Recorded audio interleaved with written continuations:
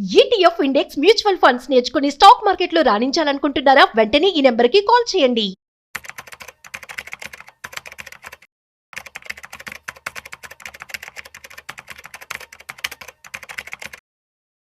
₹1,00,000 pension తో 10 సంవత్సరాల్లో retire అవ్వడం ఎలా? సో దీనికి సంబంధించి పూర్తిగా మనం ఈ వీడియోలో తెలుసుకోబోతున్నాం. సో వీడియోని మిస్ అవ్వకుండా ఎండ్ వరకు చూసేయండి. హాయ్ హలో నమస్తే, వెల్కమ్ టు సుమన్ టీవీ. నేను మీ Rajiv Pasupuleti. So let start.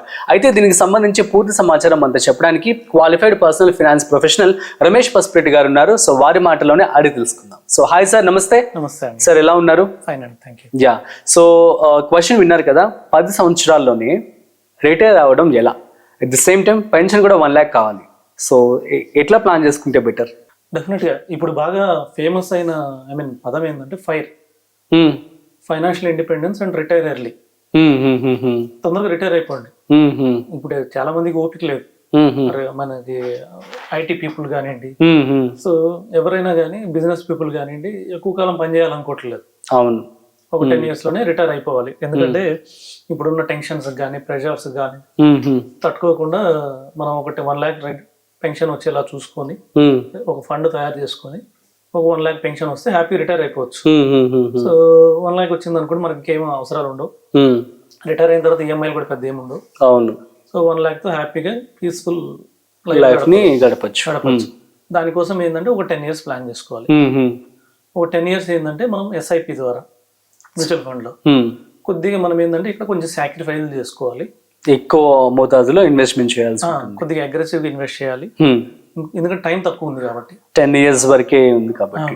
10 years ఉంది. 10 years అంటే బ్యాంక్ లో ఎఫ్డి డబుల్ కూడా కాదు. సో తక్కువ టైం ఉంది మనకి.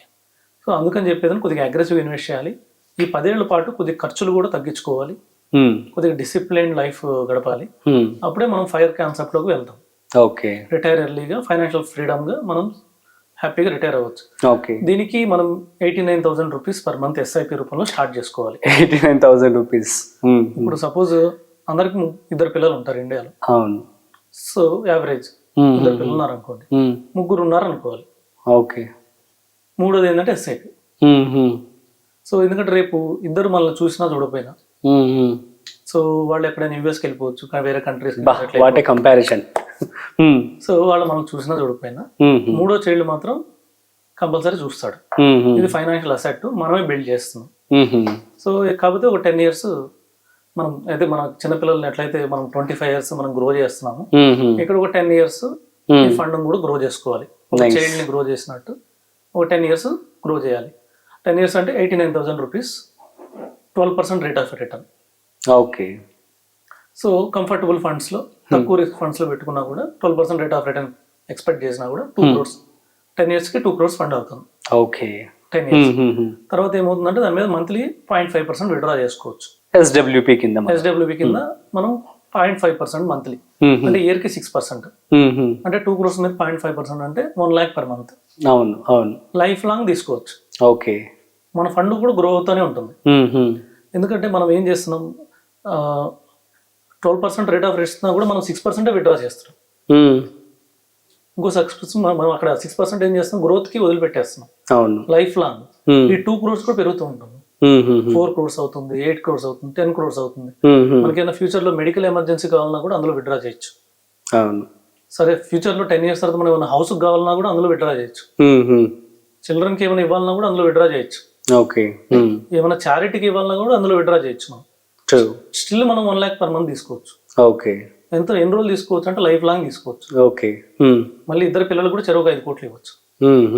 సో ఇది కాన్సెప్ట్ 10 years అని పెట్టుకున్నాం కాబట్టి డెఫినెట్ గా కొంచెం అగ్రెసివ్ గా మనం పెట్టుబడి పెట్టాలి. సపోజ్ కొంతమంది 89,000 పెట్టలేమనుకుంటారు. 89,000 ఇన్వెస్ట్ చేయాలంటే probably for the common person కి ఇట్ ఇస్ ఇంపాసిబుల్, కష్టం. 89,000 ఇన్వెస్ట్ చేయాలంటే వాళ్ళు ఏంటంటే 42,000 15 years పెట్టుకోవాలి. ఓకే. సో బ్రేక్ చేస్తున్నారు దాన్ని. 42,000 15 years 15 years 15 ఏళ్ల పాటు 42,000 బట్టి మనం ఇన్వెస్ట్ చేసుకుంటే 15 years లో డెఫినెట్ గా 2 crores అవుతుంది. ఓకే. 12% రేట్ ఆఫ్ రిటర్న్ తోటి. ఓకే. మనం ఏ క్యాలిక్యులేటర్ లో చూసినా కూడా తెలిసిపోతుంది. సో 12% రేట్ ఆఫ్ రిటర్న్ తోటి 2 crores అయిన తర్వాత అక్కడ నుంచి 1 lakh per month pension, life long pension. Okay. తర్వాత మళ్ళీ చిల్డ్రన్ కి ఒక అమౌంట్ వెళ్ళిపోతుంది. తర్వాత మనం వేరే వాటికి చారిటీస్ కి ఎంత ఖర్చు పెట్టినా కూడా ఈ ఫండ్ మాత్రం తగ్గదు. ఓకే. మనం తీసుకునే చాలా తక్కువ 6% అని. సో ఈ విధంగా ఇక్కడ పోర్ట్ఫోలియో కూడా డైవర్సిఫై చేయొచ్చు అంటారు, లేదంటే ఒకటే ఫండ్ సెలెక్ట్ చేసుకోవాలి అంటారా? మరి ఈ యొక్క వాట్ ఎవర్ ద 42 కావచ్చు, ఇందాక చెప్పిన 89 కావచ్చు. డెఫినెట్ గా 10 years అంటే మంచి టైం. మ్యూచువల్ ఫండ్ 10 years అనేది చాలా మంచి టైం. సో కాబట్టి ఏదైనా ఒక ఫండ్ సెలెక్ట్ చేసుకుని అందులో పెట్టుబడి పెట్టచ్చు అంటారా? అంటే డైవర్సిఫై చేసుకోవాలి మళ్ళీ 3-4 ఫండ్స్ తీసుకోవాలి. ఒక లార్జ్ క్యాప్, ఒక మిడ్ క్యాప్, ఒక స్మాల్ క్యాప్, ఒక ఫ్లెక్సీ క్యాప్, ఇలాగ 4 పెట్టుకుంటే ఒక్కొక్క టైంలో ఒక్కొక్కటి పెరుగుతాయి. Okay. Okay. So suppose last 5 years చూస్తే మిడ్ క్యాప్ పెరిగింది, లాస్ట్ 10 years చూసినా కూడా మిడ్ క్యాప్ హై రిటర్న్ ఇచ్చింది. ఓకే. సో కొద్దిగా స్మాల్ కన్నా మిడ్ క్యాప్ ఎక్కువ రిటర్న్ ఇచ్చింది. కానీ ఒకనొక టైంలో లాస్ట్ 3 years చూస్తే స్మాల్ క్యాప్ ఎక్కువ ఉంది. అవును. ఇప్పుడు స్టిల్ లాస్ట్ 15-20 years యావరేజ్ చూసినా మిడ్ క్యాపే హై ఉంది. ఓకే. ఒకనొక టైంలో లార్జ్ క్యాప్ కూడా స్మాల్ క్యాప్ బీట్ చేసింది లాస్ట్ 20 years లో చూస్తే.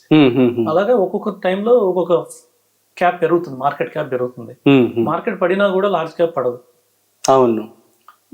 అంత ఎక్కువ పడదు. స్మాల్ క్యాప్ ఎక్కువ పడుతుంది, ఫాస్ట్ గా పడుతుంది. గ్రో అయ్యేటప్పుడు కూడా ఫాస్ట్ గ్రో అయింది. స్టిల్ యావరేజ్ ఈ ఫండ్స్ అన్ని యావరేజ్ చూసుకున్నా కూడా మనం 12% rate of return minimum expect చేయొచ్చు. ఓకే. సో అలాగా మనము ఈ స్ట్రాటజీ ప్రకారం ఒక 10 years లో డెఫినెట్ గా రిటైర్ అవ్వచ్చు. ఎందుకంటే ఈ ఫైర్ కాన్సెప్ట్ ఇంకోటి ఏంటంటే ప్యాసివ్ ఇన్కమ్ కూడా చాలా ఇంపార్టెంట్. అవును. చాలా మంది దీన్ని కన్సిడర్ చేయరు. సో ఈ 15 years మన దగ్గర అమౌంట్ లేవు ఎస్ఐపికి, చాలా మందికి ఈఎంఐలు అయిపోయినాయి.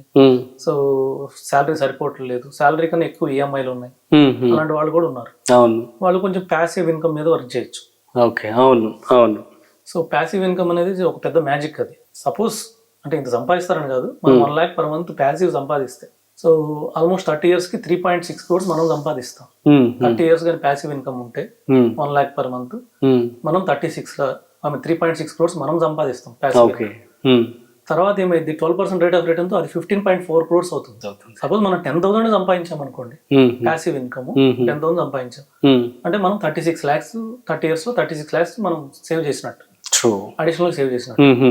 అది ఆల్మోస్ట్ 1.5 crore అవుతుంది.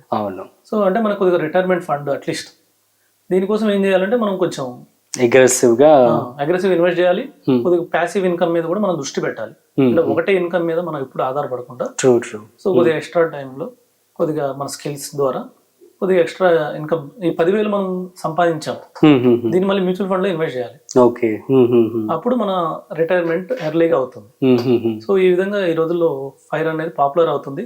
మేబీ నాకు తెలిసి మనం ఒక 10-15 years లో ఏ వచ్చేస్తుంది, జాబ్స్ కూడా పోయే అవకాశం ఉంది. అవును. బిజినెస్లు ఎలా ఉంటాయో తెలియదు, ఎందుకంటే జెప్టో 10 నిమిషాల్లో డెలివరీ ఇస్తుంది. షాప్కి వెళ్ళి కొనే ఓపిక ఎవరికి లేదు. ఇంకా ఏ వచ్చింది అనుకోండి, ఏ బిజినెస్ లు పనిచేస్తాయి, చిన్న బిజినెస్ లు పనిచేయవు. చిన్న బిజినెస్ దగ్గరికి ఎవరు వెళ్ళరు. అన్ని ఆన్లైన్ అయిపోవచ్చు, లేదంటే పెద్ద ప్లేయర్స్ ఉన్నారు ఇండియాలో, పెద్ద ప్లేయర్స్ ఉన్నారు. వాళ్ళు డిస్కౌంట్ లో హ్యూజ్ డిస్కౌంట్లు ఇస్తారు, వాళ్ళ దగ్గరికి వెళ్ళిపోతుంది బిజినెస్. లేకపోతే ఎవరు వాడతారో వాళ్ళ దగ్గరికి వెళ్ళిపోతుంది బిజినెస్.